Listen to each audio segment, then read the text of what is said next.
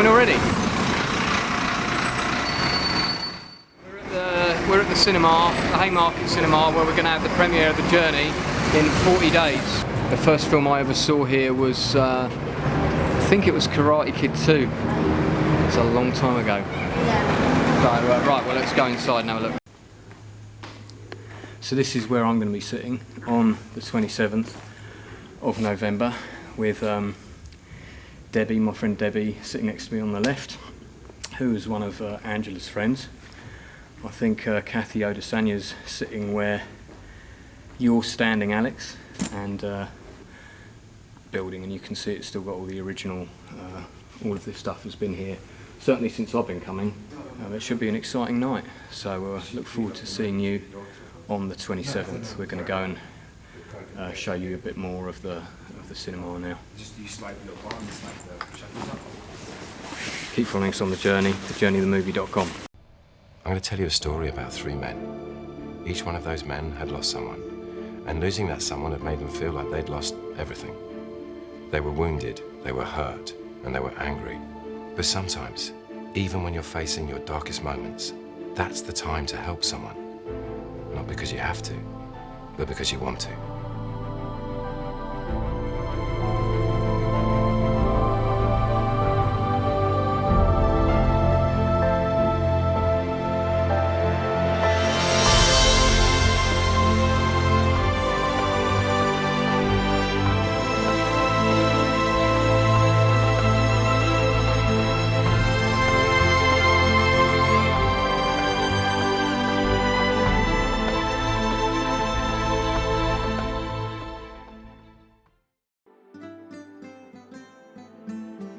I first met the Greek producers for The Journey at the Guerrilla Filmmakers Weekend in February 2012. At the Guerrilla Filmmakers Weekend, when I stood up and said I'm going to make a feature film, and I said I'm going to recruit the entire crew from this room, and as a result of that, several of the core crew, including Alex Tabrizi, Andrew Christie, Malte Rosenfeld, for the first shoot, all came as a result of that weekend. It was some months later before we actually decided we were making The Journey, and I emailed all the Greek producers, and that was how they became involved. Aggie and Kiki became the most proactively involved, securing us our free accommodation during the shoot. Got a lot of work to do, girls, a lot of work to do. We're going to pull this off.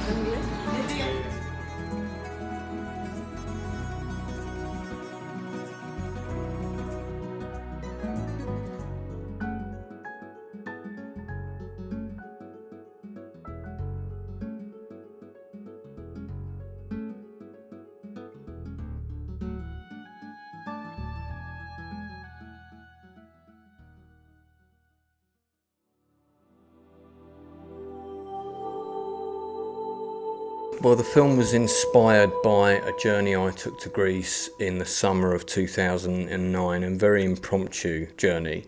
And that whole trip came about as a result of the death of a friend of mine that came sort of closely followed by the death of my father's twin brother. It was actually a conversation with a stranger on an internet chat room that led to that choice being this particular Greek island. And within 3 days of that conversation, I was on that island. The character Jason is he's had a hugely traumatic event happen in his life, and I guess he's trying to make reason of that. Who are you, really? And I guess that's what he's trying to figure out. That's what we're all trying to figure out.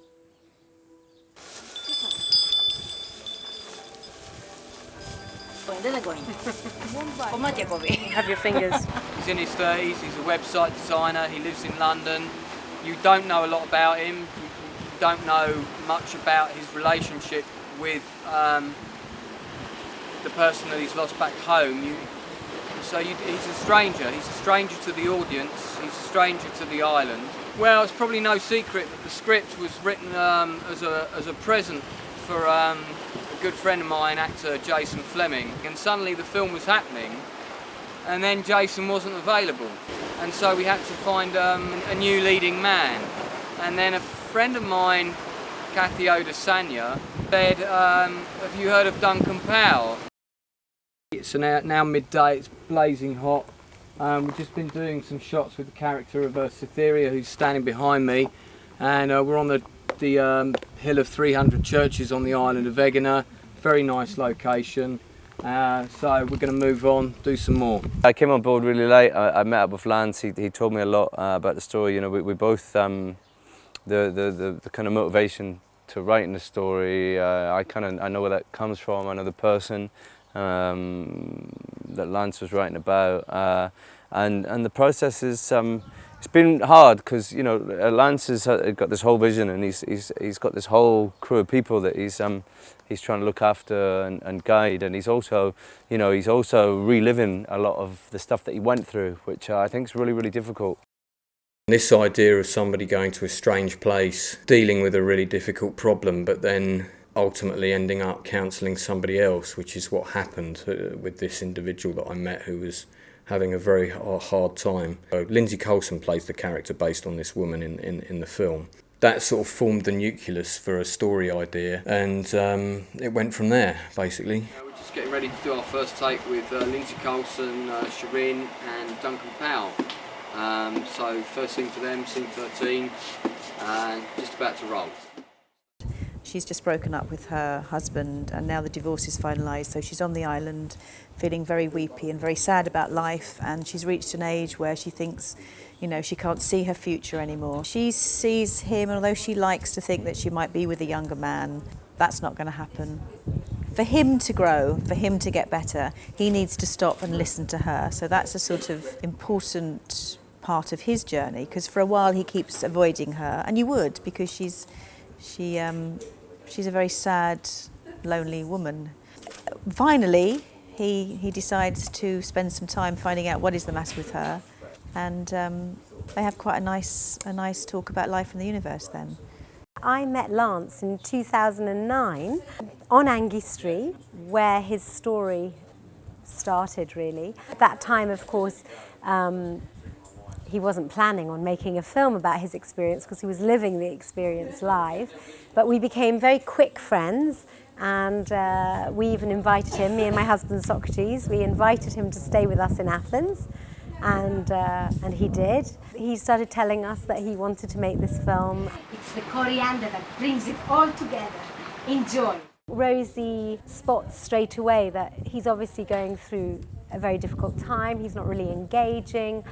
But I always feel like she's kind of extending a loving, almost maternal kind of hand to him, even though they don't have lots of scenes together, but there's one where she shares some of her wisdoms and her philosophies, let's say. These experiences also give you a bit of time to reflect on your life and where you are and what you want to do. So it's been a real combination of working and being able to have some reflection time. We've just lost all the momentum that we had this morning. No, we have not. We are still full, thriving. But because we have Raymond Kim here, we'll soon be getting that back. My musical instrument for today. I've come up with various pieces, about 5 or 6. They're just ideas. They're worked up to a point, but I'm not labelling them. I'm not saying which piece is which, because I'd rather the director, Lance in this case, have a listen to them and say, yeah, that piece fits this particular section of it. I'm here with Andrew Christie, the composer. As you can see, we're set up to listen to music in his mini studio in the hotel here. What am I going to be listening to today? Is this geared towards a particular part of the film? This is crucial. This is crucial. This is crucial. Good. This is crucial. I'm not going to tell you what you're hearing. Oh, okay. All right, because I want you to come up with. So you want me to say, well, I feel this should go in the film? Yeah, okay. And then we'll compare notes.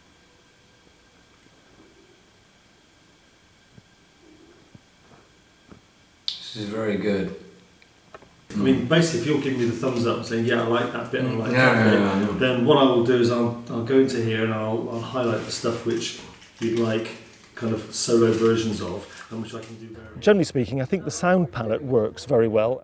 It takes you from grief, situation in London that pans out as a very powerful emotional scene, through to Greece and a catharsis working through of the emotions.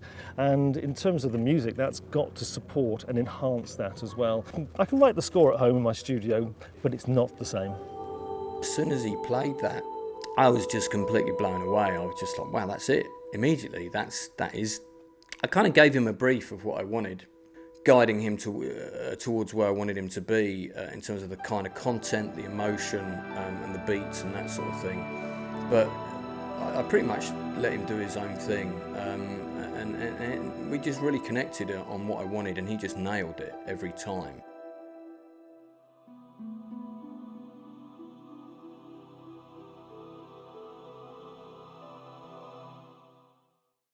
So Lance again, on the journey. We're on location in Eggenat in a local hospital, and this is actually doubling for a hospital room in London. Don't tell anyone to see it.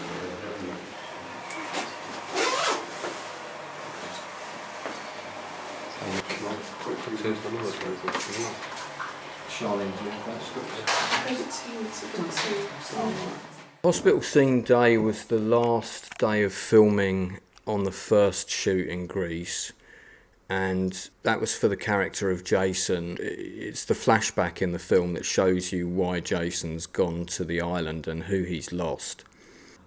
It's not implied that there's a romantic connection between the two of them, but there's something deeper than that. There's a friendship on another level. Yeah. We're just about to shoot the most difficult scene in the film. It's a bit of a challenge. This is quite true to events, whereas the rest of the film is fictional. Brilliant set with the art department of Tom, Stella and Kim, Shining Collins is behind me, so going for our first take in it. Angela was a sort of striking, complicated, dynamic, really tall black woman that I met on the set of the Marchioness disaster, and she's quite a hard person to open up to strangers, but as soon as I told her I was adopted, that was it. There was this immediate connection between us, and she changed, and we got very close in a very short space of time, at a time when my mother had just died. So it was a very hard scene to film. And everybody was really supportive that day. Duncan Powell was really great, and Charlene was great. And as soon as I went in the room and I saw Charlene there, my face went as white as a sheet. I went straight out, went to the first AD, said I need a cigarette, and just sort of went into this kind of orchard, had the cigarette, came back and said, right, okay, now I'm ready. And then we just went in and we did it, and I think we shot it in about 2 hours.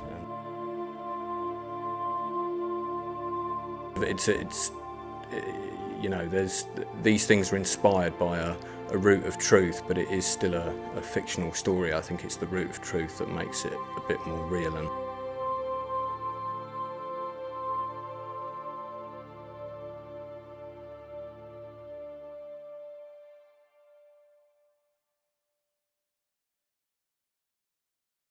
I feel like slipping away. You're rolling. So I got a really big splinter today. I thought the lovely Kelly Krasass could remove it, but apparently she's very squeamish. So I've got her dad. I'm really not looking forward to this. I hate needles. I can't get to it because it's... Alex, do you think you can do it? Hey?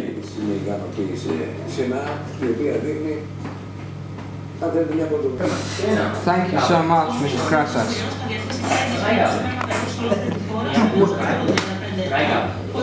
My name is Nico. Nico. Okay, not Mr. Krasass, Nico. Okay, we're rolling. Most of us met at a Guerrilla Filmmakers Workshop in February of 2012. We did that well, didn't we? Yeah. This is some of the crew here. We got 5 producers, the first AD, one of the art directors, Gaffer here. Lots of people came from that weekend. There's one of the actors, Jason Fleming, here, who's flown in graciously. Nice to meet you. It's all good. We are mostly from Russia. So we're strong, like Putin. Like Putin. We take off our shirts and we fish. Perestroika, yes? We are in Greece because our submarine crashed. Submarine, it was nuclear vessel. So nuclear vessel.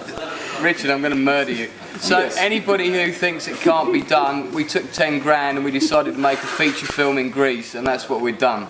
So I just personally wanted to say thank you from the bottom of my heart. This film would not have happened without the help from your family. We're kind of through the painful leg now. We've got tomorrow to do, which isn't too complicated. So what I really need you to do is sit down and get comfortable in this chair for me. And just, you know, take the weight off for a second. Yeah, I think that suits you very well.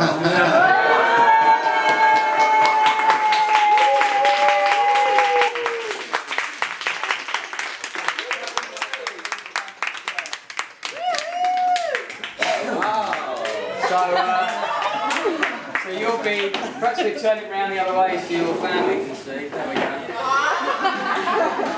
So you'll be owning this chair when we've left, and then maybe when I come on holiday I'll just bring my bit back.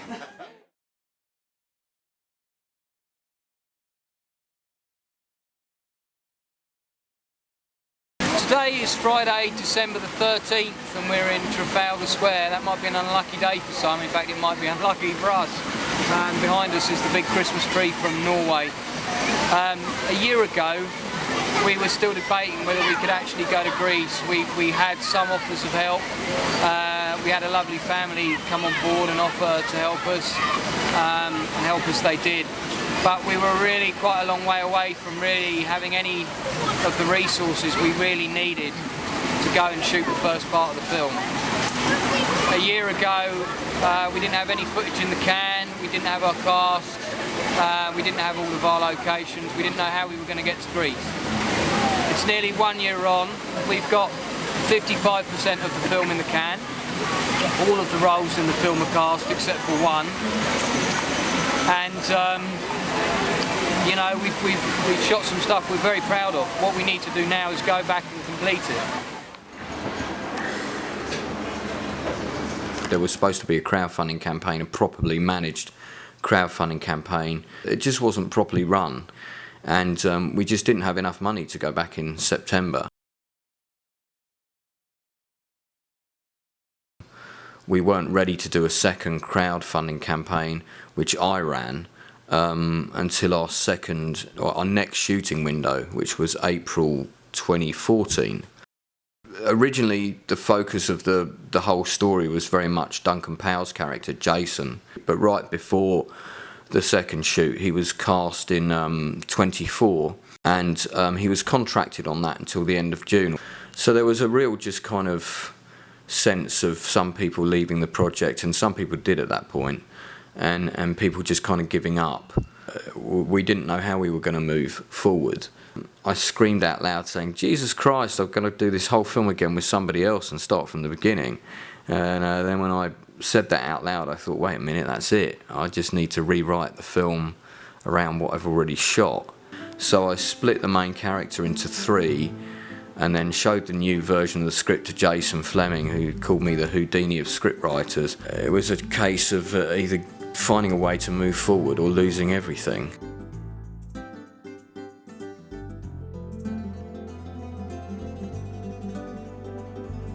The second shoot, we had a few changes in our crew lineup. Malta Rosenfeld actually was working quite regularly by then. Richard Roberts, aka the Walrus, who had worked under him on the first shoot as a second AC, I think. He became the DOP for the second shoot. David Freeman, who was the first AD that came on the second shoot. David and I just got on incredibly well. David's got a very dry sense of humour. He's incredibly supportive. He was really good at moving things along, keeping control of the set. He always had a can of Coke for me in the morning. Always had bog roll when I needed it. Everybody's... Okay, that's enough of the dog. Oh, but he's friendly. Everybody's quite knackered, as you can see. but our spirits are reasonably good. Now we've got our vehicles and we're actually here. Go so close. But yeah, so we're going to go and sort the tickets out. Yeah, hello. Yes.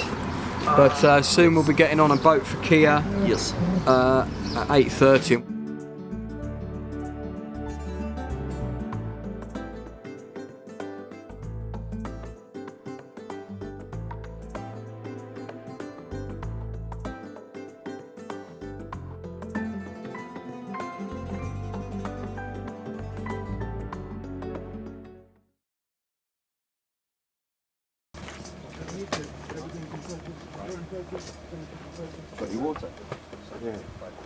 The first day on the island on the second shoot, the very first scene that we filmed was the scene at the cemetery, and this was the chase scene where Hector sort of is walking through the countryside and he sees the woman in white, as she's referred to in the script. She dashes sort of from his sight into the cemetery and he pursues her, thinking that he recognises her somehow. Okay, so this is day one of shooting. It's going quite well so far. Weather's been perfect. Everyone's in quite good spirits. No, here we go, look. Yeah. Look at me. What? 1, 2, 3. Hector! That was good. That was good.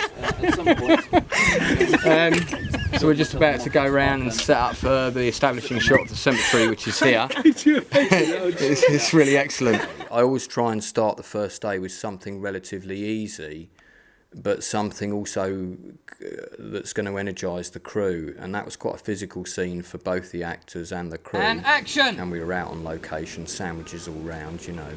Hello? Do you want a cue for the boy? We were talking about Clint Eastwood's film White Hunter Black Heart, and yeah, it made me think of Richard and his love for animals. You are cute goat, yes? Oh.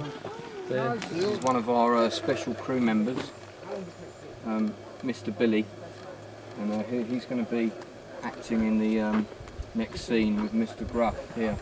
Oh, lovely. Yeah.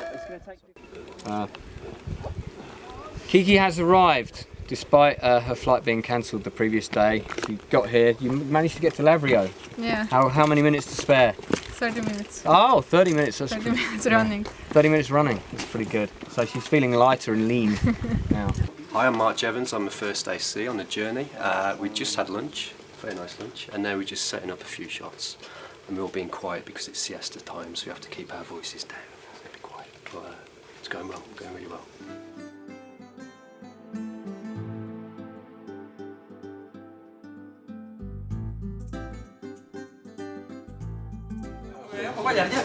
Okay. Richard, we're going to do a walk-through rehearsal if you're good.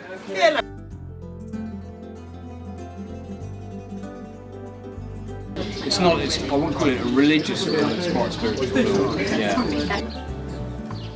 Action.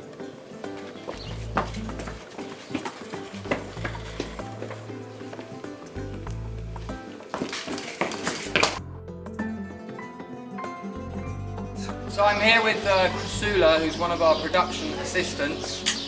She came in at the last minute, volunteered, very kind of her. And we're filming in the town of Fora, but it's called something else locally. Say that again? You live there. So it's called something else locally. During the first shoot in Greece, we had tremendous help from the Krassas family, who owned a hotel there, who gave us their hotel for free, which basically saved the film. We had a lot of assistance from the mayor of Egina and the various people associated with him. We had assistance from a local drama group on the island of Egina. We had assistance from another acting school, Proba acting school I believe it's called, who are based in Athens, who provided some of the young people that played little key roles in the recreation of the shooting of Alexandros Grigoropoulos. And then when we filmed on the island of Kia, we had help from the mayor there and also from 2 hotel owners there who graciously gave us rooms for free, and also help from things like Goutos Ferries, who gave us free transport to and from the island on a number of occasions. Flying Dolphin did the same. We had free petrol from one company and a lot of free cheese for breakfast. which was a vital component of our diet.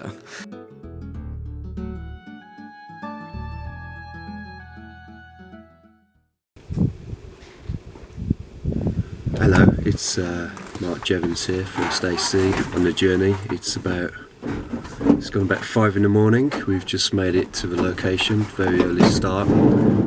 We just set up for the first shot, and now we're sitting in the van because it's very cold and we all want teas and coffees and food. And there is no kettle. And there's no kettle, so that's not happening.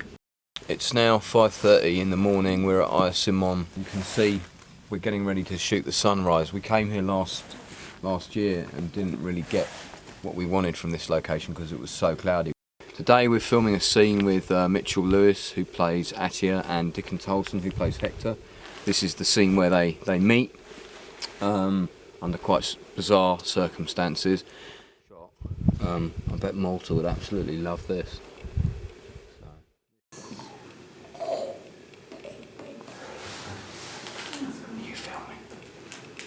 Quiet because Yanis is recording some animals outside.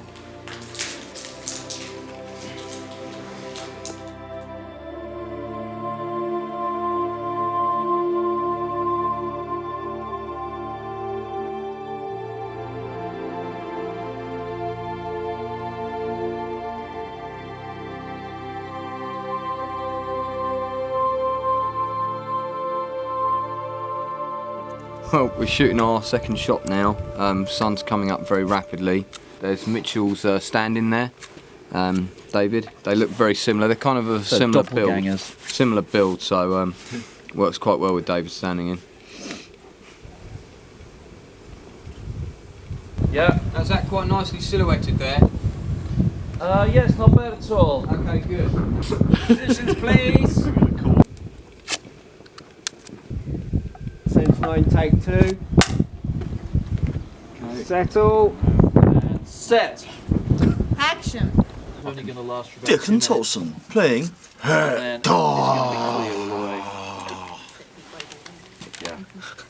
Top that.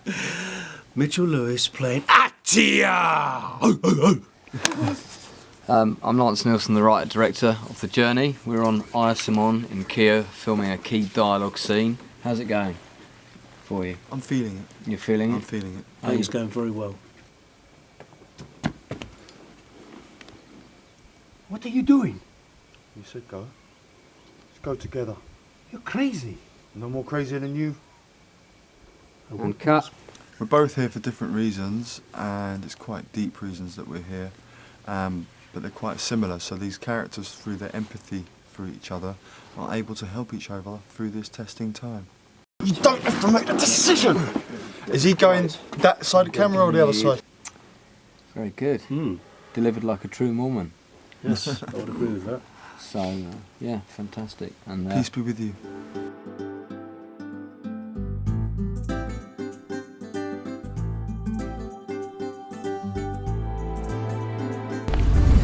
as long as we don't meet a film crew coming the other way, we'll turn around and go back.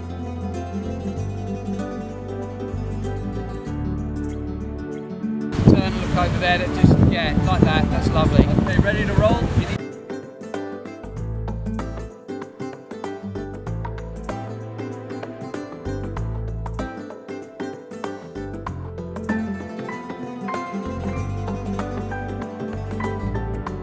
And we should have had this dress designed by North Face. Unfortunately, that was not in the budget.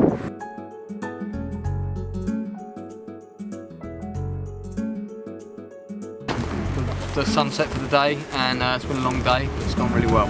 Everyone's so proud of everyone. They're amazing.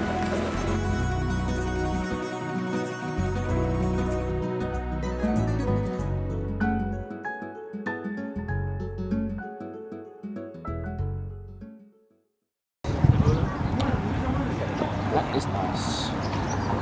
Enjoying that. It's a bit overcast today, so the lighting is different, but this is the only time we've got to shoot Jason Fleming arriving off the boat. He's on the boat now, along with another of our actors, Charlene Collins, so we're going to have to get his shots as soon as he arrives.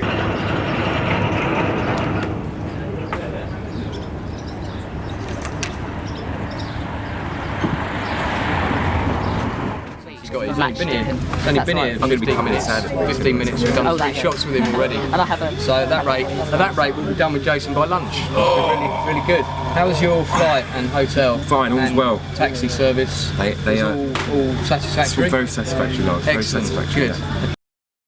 Ozzy's played by Jason Fleming.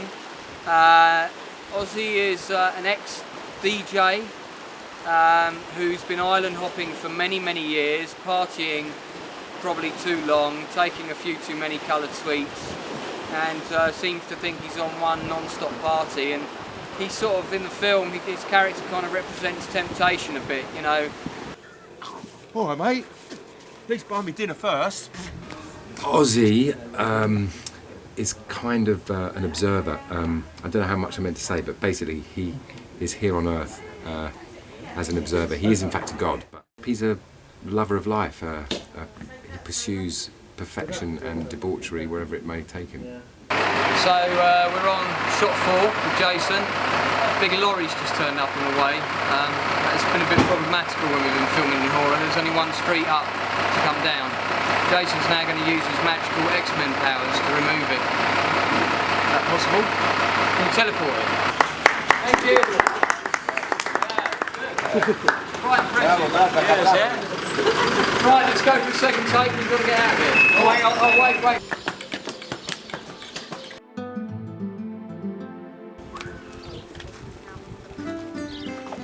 I am a participant, a party participant.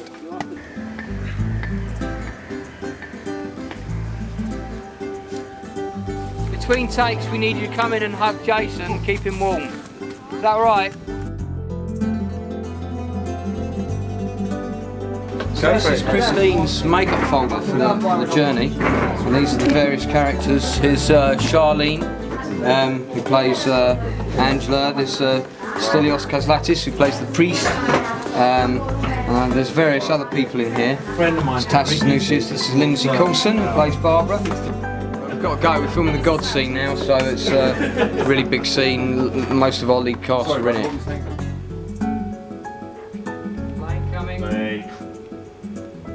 So we're here at Blue Studios shooting the scene with the gods.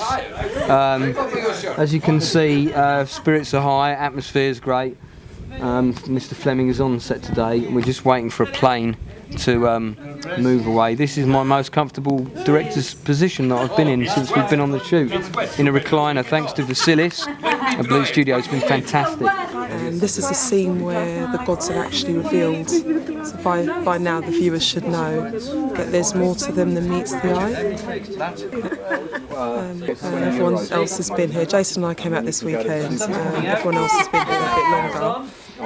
It's a great atmosphere, lovely spirits, and everything seems to be flowing beautifully. My scenes are not finished yet. I've got some more. I've actually just rinsed my eyes out for about half an hour because I'm allergic to the dog. And my eyes were screaming, really itching. Now we've discovered he's let himself into a room and ravaged what's left of lunch. As you can see, there's a mess everywhere. So at least someone's happy today. Anyway, there he is. He doesn't even have a name yet. He's just a dog. Oh, he's now Fredo. There you go. I'm Dimitri Raftopoulos and I'm playing Nodas. Dax. And you do it with the accent. It's very good. And I'm Alex Eaton and I'm playing the mercenary Simon. Didn't know that, did you? Oh yeah, that's right. Yeah. Small role. I get killed by bees. This is our unit dinner on day 9. It's quite lively in here. It is. It's all Fleming's fault. Because he encourages everyone to drink a lot. You know what I mean? Loads of and terrible. And now they're all going to go clubbing until 3 AM. Not me and Lance, though. We're going to go to Yeah, separately. It's a separate room. At the end of the second shoot, Jason took us all out for dinner. In fact, we all just went out for dinner, and then when I went to pay for it, I found that Jason had already paid. He was on the set of The Missing the following day, so in order to facilitate him getting back in time, we hired a speedboat to take him to Athens, sort of like direct to Athens airport. and so he could make his flight. And he and one other reporter that came to the island went back on this speedboat, I think with actress Charlene Collins as well.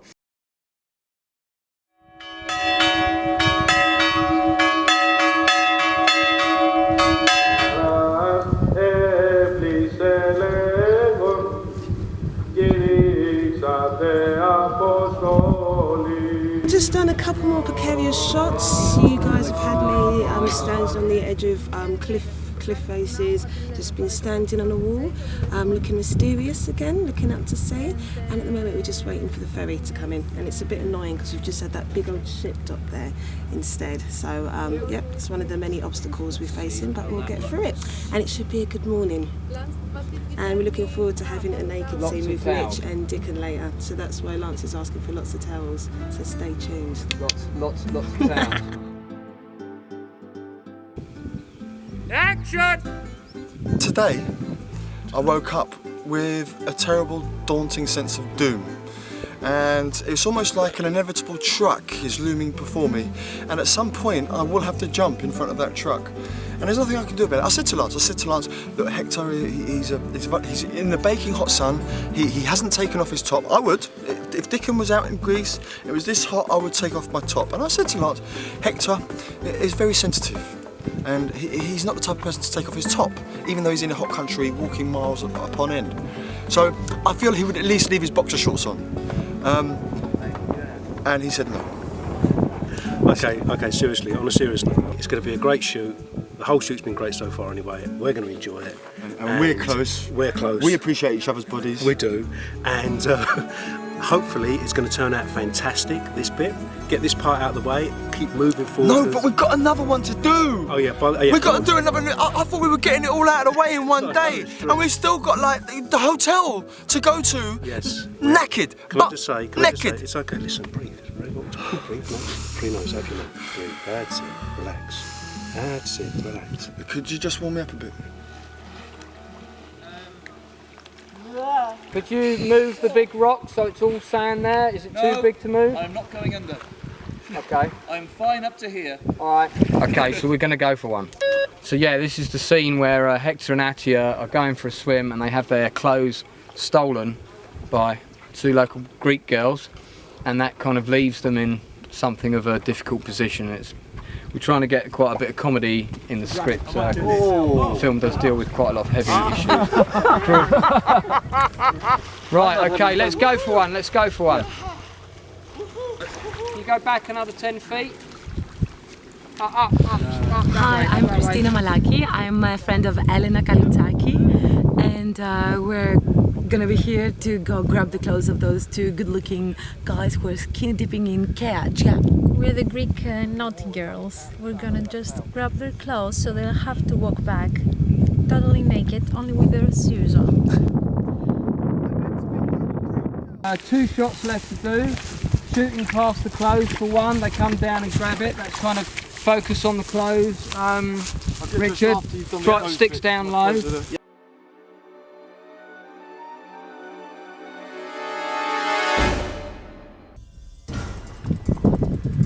Caught up in some heavy artillery over there today. It's just too much. Trying to get out. My colleague Simon was taken. It was difficult. Grenades everywhere. And next minute I look and Simon was laying down, screaming. The scream was penetrating. I ran over with my rifle. I thought he'd been shot, but he wasn't shot. Bees. So I just got stung in the face by a bee. The location that we actually wanted to use for this sort of Libya shot closing is near a load of beehives, which actually weren't there before, because we came here before and there was no beehives there. So I don't know why they've all moved, but it fucking hurt really badly. And actually the bee actually got caught in my eye, and it just wouldn't leave me alone. So I think it was attracted to my jacket actually, which is why I took it off. But yeah, that really hurt. So now we're behind and we're going to have to find somewhere else to shoot. And the sun's moving all the time, so fun times. today's scene is the Libya scene. So we've got a really cool location, and we've had to do a few health and safety checks because it's quite dangerous in there. Me and the director are going to be in there shooting as many bad guys as we can. Do we have any other scissors or anything? Shot. Let me ask Richard if he's got any. Several different bad guys, and we're going to have to make different people look like different bad guys. Okay, I'm just thinking of who are the same after you two guys are done in makeup. Yeah. Do you want to be one? Three drop will do. That's pretty much perfect for how I want it. So this is Christine Rivet, our makeup artist, who's worked with me on how many productions? Oh my goodness, I don't know. Let's say for 10. 10. What was the first one? 30. That was a feature film. 30, yes. Yeah, which was even lower budget than this. Lance Nielsen has become Alex Heaton for the day, which means I'm going to be behind camera actually. I'll be directing him a bit if he needs it, which I doubt he will. But he says he trusts my acting judgment, which is obviously a very flattering comment. That's fine, because you're not forward. So, but also... Dave, can we get Bell, please? Yeah. There was half a glance you gave. Yeah, it wasn't. We don't want it, right? So you just go, you decide you can go, and then it's turned back, am I going to stay? Okay. No, I'm not. They can just watch me for a sec. Okay. Yeah? Let me just do it.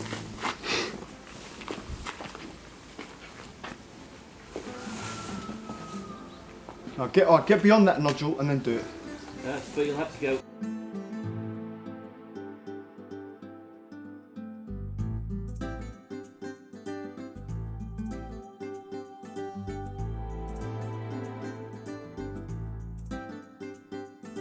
That's an interesting name. This is Karen Chapman, who's an associate producer on the film, who we met on Egona, and is now our transport manager on Kia, among many other things.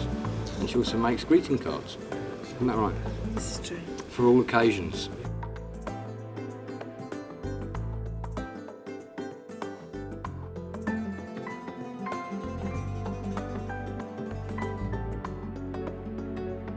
We've got a bit of a way to go yet. Be good to see what's round the next corner. Should we push on then? Yeah, let's push on. All right. Really nice here, great location, fantastic beach area behind us. We've done some shots there already. 3 more setups to do here, then we've got about a 2-hour walk back, and then we've got to do another 3 hours in the harbour and a sunset shot. I mean, it's a lot. But you know, spirits are good.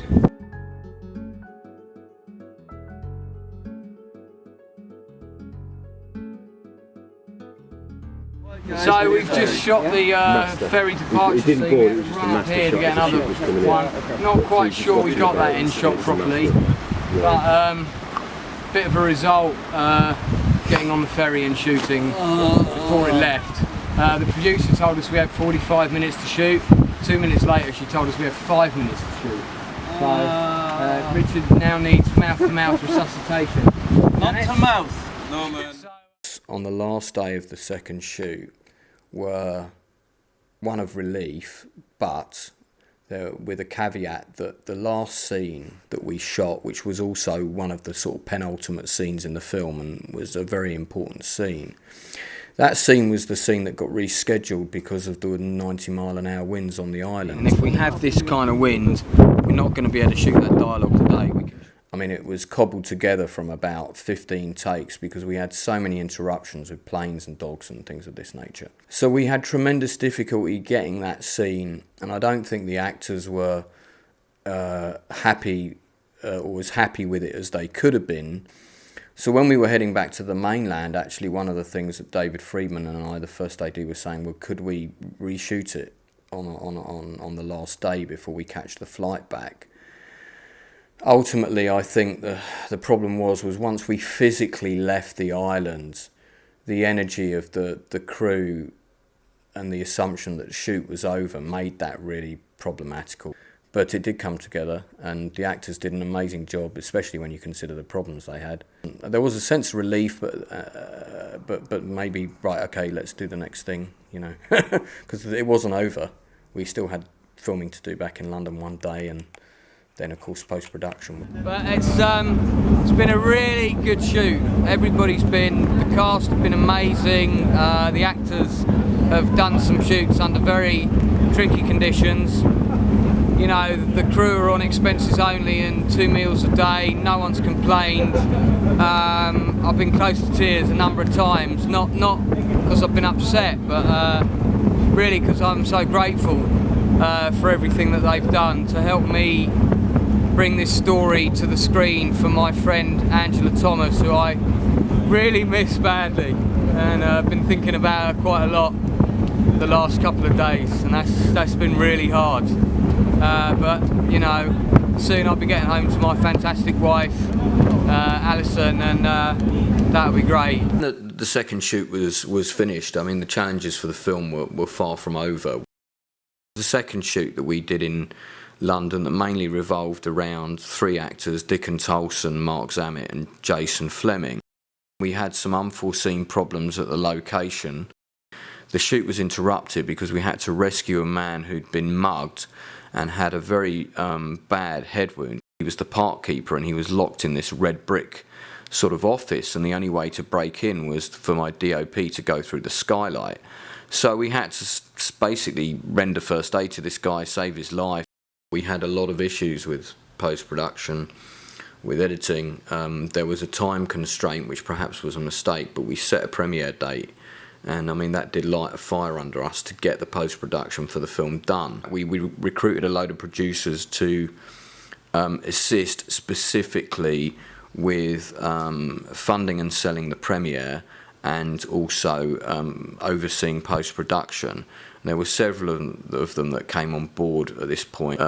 Johnny was particularly helpful, I remember. We had more problems in post-production than any other time, either during the shoots or in the lead up to the shoots or in the lull. More things went wrong in post-production than they did, and I mean, we got to a point where we were 1 week away from the premiere and we still didn't have a finished film.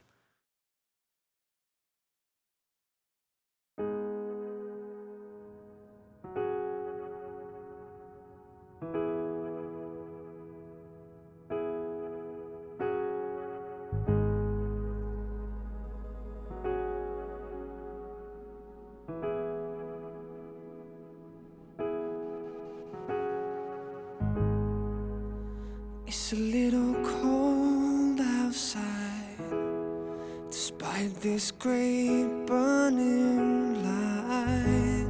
When your pretty demons shoot me down.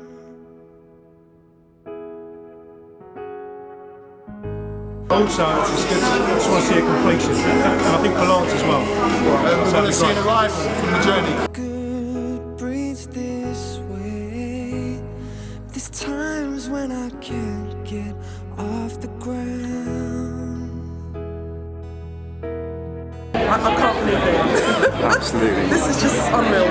Excited to see the film in the cinema. It's been a long production process, but I think it's all been worth it.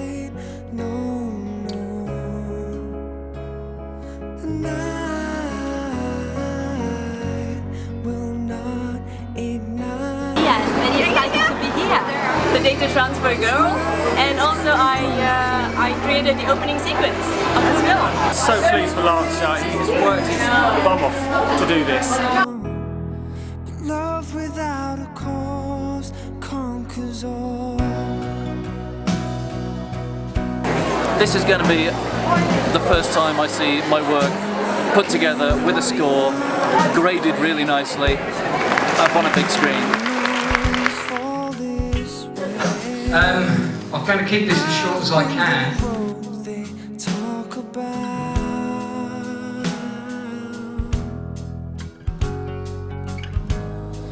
Teardrops are turning. Lance and the crew and the cast, what a tremendous achievement. Yeah, fabulous film.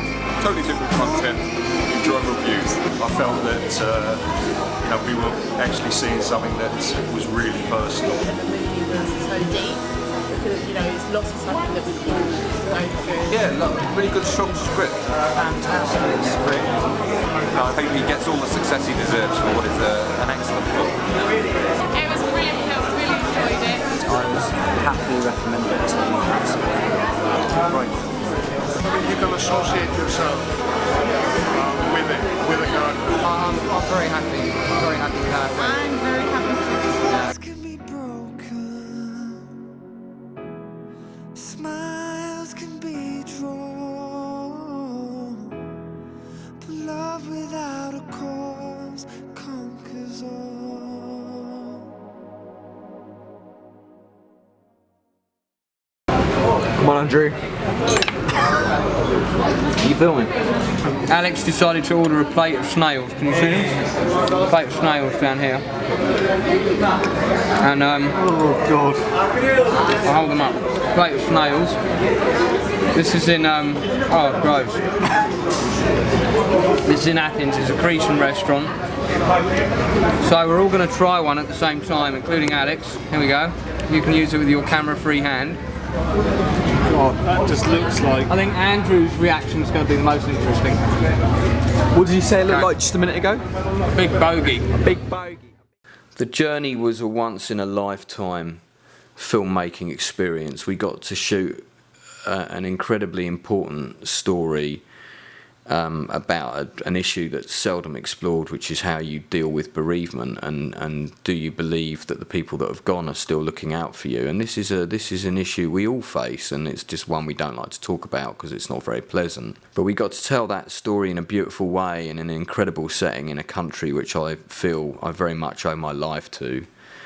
And it was an incredible experience with a group of wonderful people, many of whom are still my best friends today, that I'll never forget. And I'm sure that I'll look back at it when I'm in the last hours of my life and remember it as one of the most important things that I ever did. And hopefully, even though the film is still very much a niche film and still has yet to be seen by a wider audience, hopefully people in the future, long after I've shuffled off my mortal coil, will still be able to find and watch the film somewhere and get something out of it, and it will make them feel better and ultimately remind them that when they go through the darkest times in their life, then ultimately they're not alone. This edition of Naked Filmmakers with...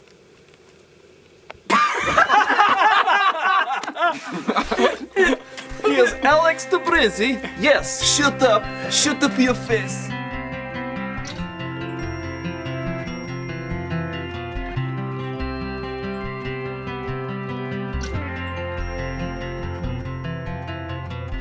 Kick off your shoes, let's go and make a memory.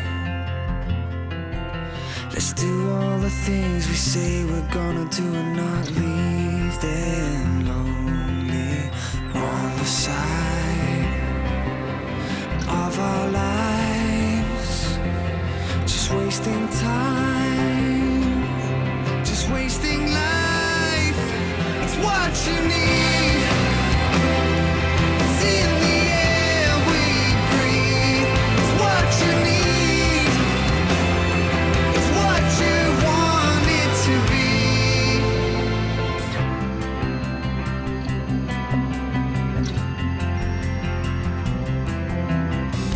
Switch out the lights, I don't wanna see the road ahead.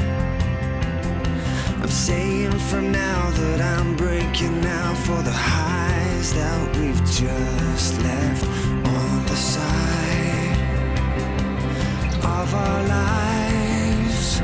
They're just wasting time, they're wasting